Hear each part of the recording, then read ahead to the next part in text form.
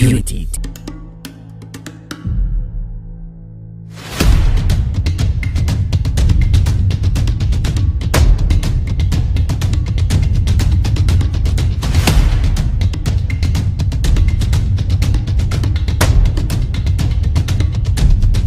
Morning to you, our listeners and viewers out there on the radio station Unity FM TV 93.3, and we welcome you warmly to this episode of program Hello at Work, a program that brings you trending issues on social media. My name is Rukayat Sani Ibrahim, and I'm together with Dabian Generous. Welcome on the program, and as always, it's a pleasure being here. All right. Do not forget that Hello at Work is a program that brings you trending issues on the social media. You can join us on our Facebook Live at Unity FM TV, and you can also send your text messages on the number 08037497127, 08037497127. All right, we have issues trending on social media, and nevertheless, in regards to the story we took on Monday of the alleged quack doctor, honestly speaking, the story has been trending, and a lot of people have been trooping to various laboratories and hospitals to checkmate if their organs are truly intact. Have you heard the story? Yeah, you heard the story. Yeah, that's true. And on a serious note about it, I think the government should do something about it. And I think the investigation about it and making more research on how people are doing it, because I'm sure he's not the only person that is doing it. He's not the only person that is doing it. So I guess we have more people that are doing it out there, more of the quack doctors that are out there destroying lives of people that are yet to be caught, and then doing the research is going to help more, because until they get caught, nobody would know the harm they are making. And also the government, Davian, cannot actually indulge in such because the people within that particular community are of the know that even as we speak right now, a lot of people are even denying it within the confines of the hospital. So what are you saying? What do you think that if security agencies are to invade, maybe to checkmate or investigate, they might even harm them? Because we have a video that is running on social media, especially the Facebook. I've seen it. Some people from that particular community came out when journalists went to the hospital to make some investigations. They actually came out and they were attacked. It just took the intervention of God for them not to be actually mobbed. So people are actually not. So So just look at how serious this particular is. But a lot of people do not even care about their health. A lot of people do know what the name health implies. I mean, this is not even funny again. But I feel like the people are really ignorant about it. The masses are ignorant about it, because for the security agencies or the journalists to go out there to get news about it, or making research about it, or doing investigations to get the culprit and all of those, and the people are not okay with it, then we are really ignorant about our health. We're not concerned about our health. We are. That's why we urge the public to actually do away with tribalism, religious or ethnicity out of your life. Just do away with it.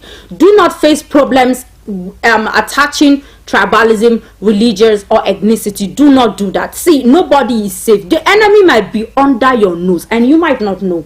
Nobody is to be trusted. Of course. A lot of people are living with you, together with you, and they are your enemies without you knowing. So whatever they say that a human being does, do not have a doubt. Honestly, very possible. And a rumor doesn't just go. There's no smoke without a fire. Of course. Definitely, if you check under, you might find something. True. And the truth is, who you think it's not going to hurt you, it might be the first person that can hurt you when the situation turns out to be, because sometimes we trust easily, and then we believe people, we give high expectations on people, believing that they are not able to hurt us, which they can be able to do it. Definitely. So trusting or believing that, okay, because this person is my tribe, this person we belong to the same religion, or I've been together with for over 30 years. It's just harmful. It's so harmful that we don't know the harm it's causing. Honestly, so let's take our first story that reads: UNILAG students stage another protest over tuition fees. Now, students of the University of Lagos, UNILAG, on the platform of Student Solidarity Group against students' hike in collaboration with the National Association of Nigerian Students, NANS, hit the streets on Tuesday morning to protest the increment in tuition fees by the management of the institution. Now, the students reconvened a week after the first protest was disrupted by security operatives, as colleagues from other universities also joined them in solidarity. Now, the protesters chanted songs of solidarity and expressed their desire to continue to fight and press the school authorities to reduce the fees. They staged a peaceful protest on the streets and were accompanied by security operatives of the Nigerian Police Force, as well as men of the Nigerian Security and Civil Defense Corps, NSCDC. Now, the security operatives barricaded the school gate as heavy security checks were conducted to prevent intruders from entering the school premises. Some of the students who spoke with Vanguard complained that there was a breach of trust between the school authorities and the students, and they will continue to protest until the hike in school fees is overturned. They allege that the school authorities lack accountability and transparency with the way they have treated the issue in recent weeks, especially with their recent official press statement. They also called on the federal government to invest the proceeds from the subsidy removal on education rather than allow any increment in school fees. Now, the university recently asked students to pay over 190,000 naira as against the previous regime of a little over 19,000 naira as fees. Now, in July, the school authorities announced the hike in tuition fees was announced in July for new and returning undergraduate students, as they cited prevailing economic realities as a reason for the increment. Now, the police, drawn from many formations in Lagos, including the Department of State Services, DSS, Nigerian Security and Civil Defense Corps, NSCDC, and the Lagos State Traffic Management Authority last month, also took over the gates of the university, preventing the protesting students and others from entering the campus, and disrupted the planned protest. Now, and to my best of knowledge, is not only the university that are actually not only University of Lagos that are actually facing the hike in tuition fees. I think all over Alman of recent also the students of Unigels actually came out en masse to protest the hike in school fees. 190,000 naira is not this is amount that you can actually spend in 2 years in university. As we speak right now, the University of Jos students are still by the gate doing the same thing, because the whole thing is actually not funny.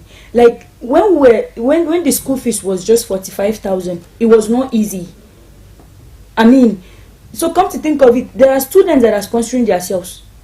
Yeah, there are students that are sponsoring themselves, and paying the little amounts that they used to pay was not easy. They will work so hard. Some of them will have to miss classes, tests, and all of those to make sure that they meet up with the then school fees. How much more of now that we're talking about 190,000? I mean, a lot of people will drop out. So students are really crying because they... And if these students actually drop out, we don't know the actual number that will be dropped out, and we will have... Already we have nuisance on the streets, so we don't need to add more to our situation. Exactly. I keep saying it. The situation we are currently facing is far enough. We shouldn't add to our problems at all. I mean, like the number of criminals and the activities, the wrongdoings that are happening in the country is alarming already. Then come to think of people dropping out of school. I mean, a lot of people that will drop out will drop out with angers in their hearts. And then they would want to go out to destroy a lot of things to meet enemies. Like, it's not even really going to be easy again. And I feel like the government should look into it seriously, because it's not just the Lagos State University, a lot of universities. So I feel it's a kind of a government thing. So I feel the government should look into this thing to see that students go back to school and do they need to. I mean, if in their days things were like this, we wouldn't have been having VCs and all of those, because a lot of them would not be able to afford the school fees. Most of these people are those people that went to school using free educations. And then here are we are even paying, and then they feel this school fees is not okay, this tuition fee is not okay, we are getting hike in the tuition fee. It's not really, it's not funny. It's not funny and impressive. And it's not actually going down well with the students all over Nigeria. I think, oh my goodness, 190 is not a small amount. Actually, if you have just 2 or 3 students of your words actually going to a university here, this tuition fee actually sounds like that of the private university to me, because there are other private universities that I know that actually are paying just like 200 to 250,000 as tuition fees, and they are private. They do not have anything to do with strike and everything. And this 190 is not actually covering the issues of handouts and the rest, rents, departmental fees, this and that. You have a lot to actually do, you know. This bring that is not like it has stopped. It will still continue even after the 190. So what are we saying? What are we using the 190 for? Is it that the money being collected from the students as tuition fees will be used in exchange to pay the lecturers, or is it for the development of the universities? Do the students actually have anything to do with that? No. Even the last tuition fee, I know definitely well that there are developmental fees included in that 45,000 naira. So why paying 190,000 naira? Oh my God! Already at the rate of 45,000 naira, we have a lot of people going about the street that are just dropouts from school. We have people that would write their second semester examination without paying their school fees. They will have to cook their way doing it before they will end up paying later on. That's how bad it is for the former school fees. That's how bad it was. 45,000 yes, naira. That was how bad it is. And then we're talking about 100 plus. I mean, if you have 2 to 3 kids in school, what do you even? I don't know, like this whole thing is, if you know what, I think our leaders are our problems.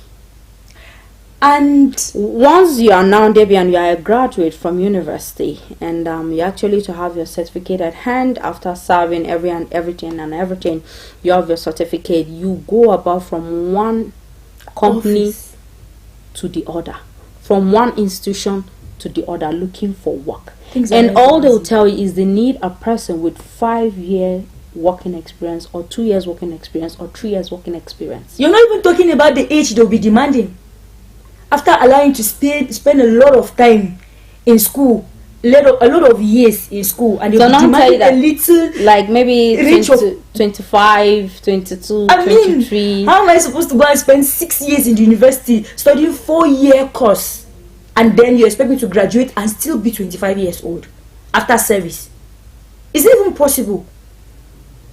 These are just ways of making the poor man suffer. And that's why the leaders actually are of the know of the hardship and the way students actually go through in universities. That's why they send out their own words to foreign countries to actually go and spend just 3 to 4 years. And we are here suffering.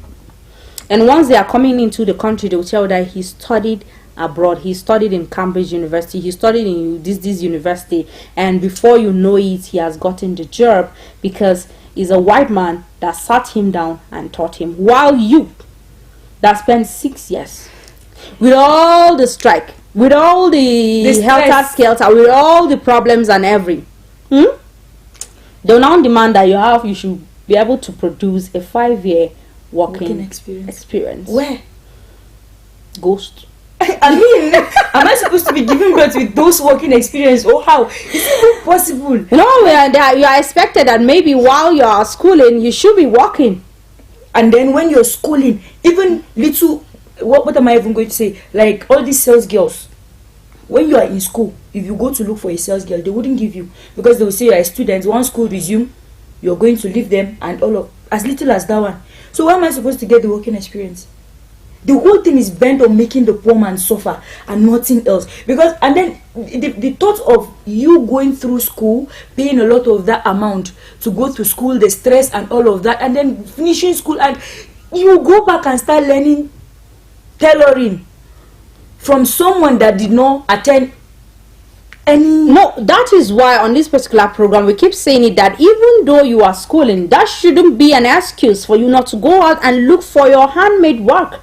Exactly. While schooling, you can be a tailor. While schooling, you can open a salon, go and learn them how to make hair, makeup. If you are a man, you can actually be a plumber, a mechanic. They will understand you.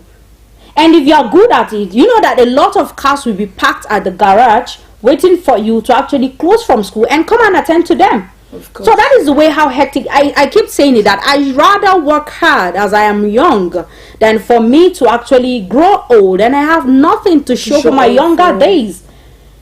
This is the time for us to stand up and work for the money. You have to work for the money right now. Not when you grow old and you are looking up to your children. Now that your future is not even better, what do you expect of them? Nothing better. I cannot suffer, my kids will suffer. No way. True. You show them the way. Go to school and go to work. Of course. So that is it. Because if you think you can graduate and come out and fold your hands and sit and wait for the government to provide a job for you, then you are wrong. You are not facing the reality.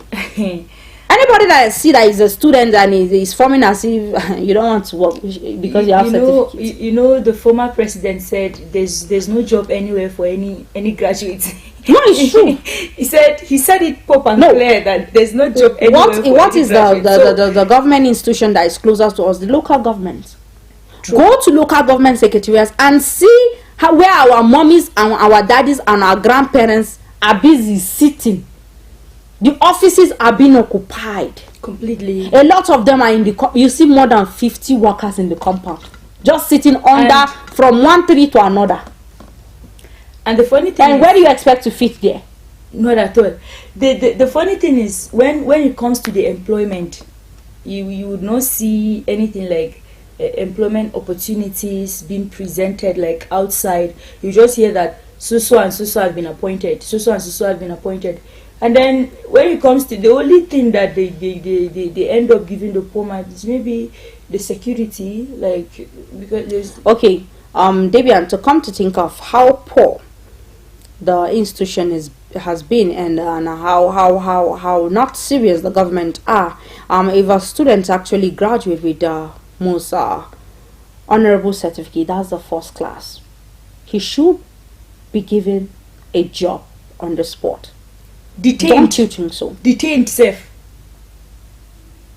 So where has it been done? Have you heard? Where? No.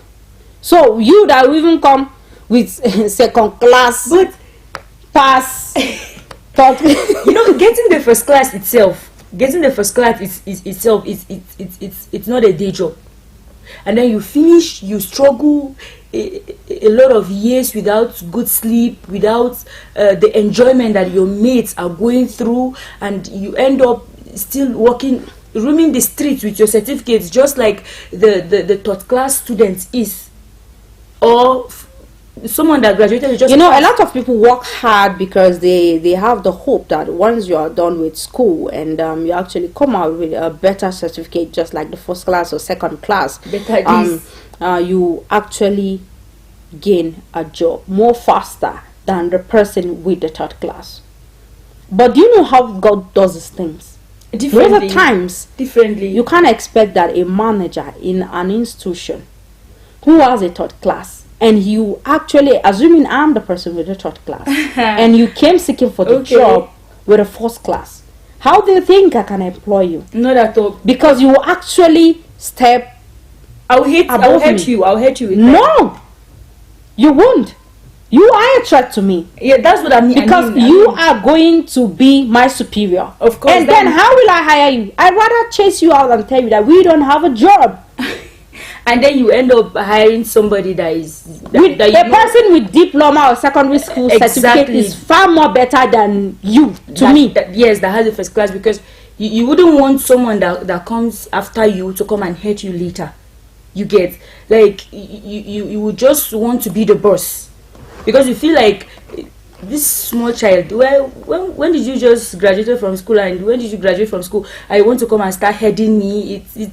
It's not going to work like that. So it's better I just tell you there's no job, and then you go elsewhere, look for where you can fit in, and before you realize you're tired of looking for this job, and you would want to start setting up a business, or going back to go and start learning from scratch, learning how to sew, learning how to to cook or do something with your life because you are tired of roaming through offices from one office to another. And you know the most annoying part of it all, after our parents have actually suffered a lot to actually send you to school, now you have the certificate at hand and it's payback time. Then there's no job. Yeah. You still have to feed from their pockets, and it will be hurting deep within. Even if they don't complain, then they get hurt. They get hurt, of course. As in, after all the labor, now it is in vain because there's nothing to show for it. No evidence. No, the evidence is just the certificate that you just put it. Let me laminate it and place it on the cupboard of your parlor. But you're not working with it, so there's obviously no evidence. No, that's the most. That's the best you can do with it. Place it just like an award, or else, or do you want to go and fold it and put it in the midst of your books where rats will come and finish everything? Not at all. It's going to be more wordless. It's going to be more wordless. So it's I think the whole thing is one rather. That's why we keep saying it, that even if you are schooling, no matter how, try to find yourself something doing. You can be an engineer. We have all these young boys who actually are of the into businesses of repairing phones. Maybe to change your glass, put some calibrators, do this, do that. Be a mechanic. We have mechanics of different vehicles. If you are not riding the real vehicle, we have keke napep and we have the bikes. That's true. So you can do one of these things. And as a female, we have a lot at hand. You can go to a catering school, learn how to cook Nigerian and continental dishes. Bake some cakes, some donuts. We have a lot of things that you can make using flour. Or better still, involve yourself in a salon. Learn how to make hair, learn how to plait, and do some makeup. Or rather, you can actually go to tailoring, into fashion business, and it's actually yielding a lot of profit. Or you can actually be an entrepreneur, be an online marketer that you can actually buy, sell goods online. Yeah. We have issues of bags, shoes, clothes, hairs, all these attachments. A lot of people buy. So find yourself something. Do not just fold your hand that I'm a student. Then if you are a student and so you don't have anything to show for it, you don't have anything to support yourself. Who cares? Who cares? Does it add anything to the pocket of your parents? No. You're actually, hello mommy, I need this. Hello, haba. Do something for yourself. Alright, with this particular story, we'll go on a musical and commercial break. Do not go anywhere. We'll be right back.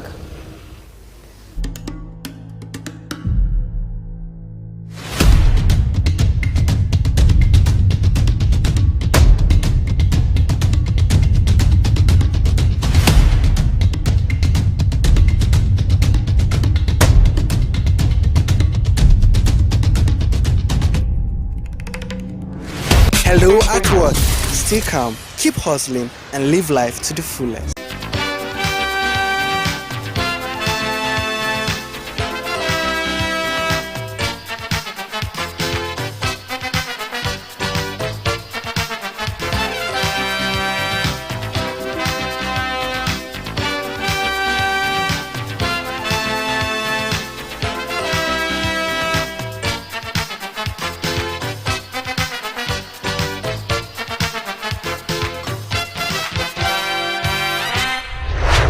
Unity TV. I was the head boy in my primary school, senior prefect and best graduating student in my secondary school, but drug abuse almost ruined my life. I was on an average of 2 grams of cocaine per day. I was taking 8 ampoules of pentazosine daily. European shisha, cocaine. I became a user, a dealer, and a gangster. I saw other users drowning. I knew I didn't want to be like them, but I was already trapped. My family disowned me. My employment was terminated. I sold my car, sold my house. I'll go out well-dressed and return shoeless, shirtless in exchange for drugs. I was seeing things that were not real, and I once stabbed myself because I felt something crawling under my skin. I contacted NDLEA and started therapy. I spent 3 months in therapy. I spent 8 months. It's easy to relapse, but your mind has to be stronger than the cravings. Drugs does not love you. You are not the one using drugs. Drugs are the one using you. Say no to drug abuse.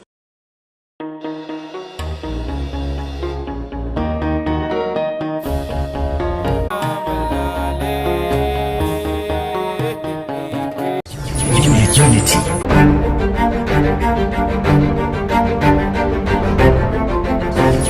Unity.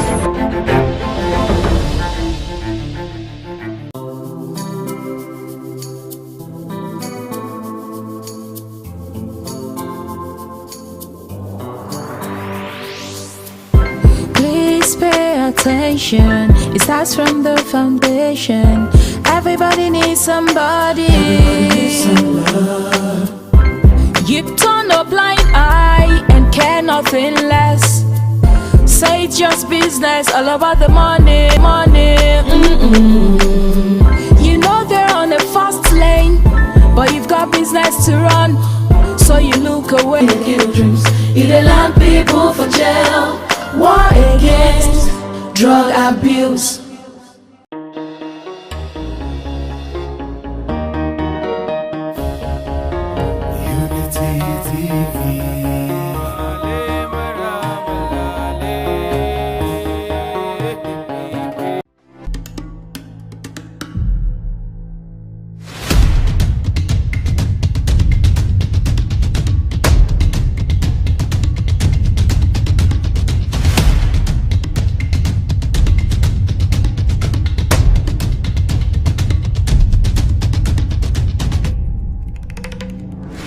Hello at work. Stay calm. Keep hot. From the commercial and music break, if you're just tuning in, it's Unity TV and the radio station Unity Radio FM, and I'm together with Debian. And you can also call us directly on the number 07032353315, 0703. Drop your comments there and we'll read it directly on the program. All right, we have this particular story that was trending yesterday night on the Blueprints, that's Facebook. It reads, Adam and Abraham did not pay bride price, so who introduced it? And we have a lot of comments. And Osulale John Rufai, how do you know Abraham did not pay bride price? How did he introduce it if he didn't pay? Read your Bible very well. And Rose Esson Zina says, God causes Adam to sleep a deep sleep, and he removed one of his ribs near the heart and made for him a helpmate. Is that not enough bride price? Gideon Sadu said bride price was paid on behalf of Isaac and Jacob. Now Abraham introduced it when his son wanted to marry. Read your here. It says Adam paid with his ribs, Abraham married his sister. Don't go and look for money to pay bride price and be giving excuses. Airborne Gilbert says this is a very good question indeed. We need an answer. And Daniel Omolare says go Sunday school.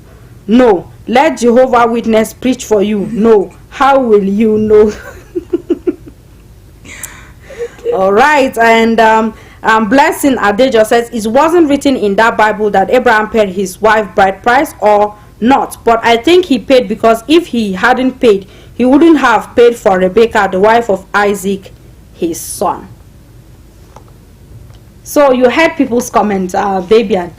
Actually, I too, when I saw it, this topic was a bit hilarious. That's why I said let me just pick it, and it's to kind of our listeners out there and our viewers can actually send in your comments and tell us where actually who introduced the payment of bride price.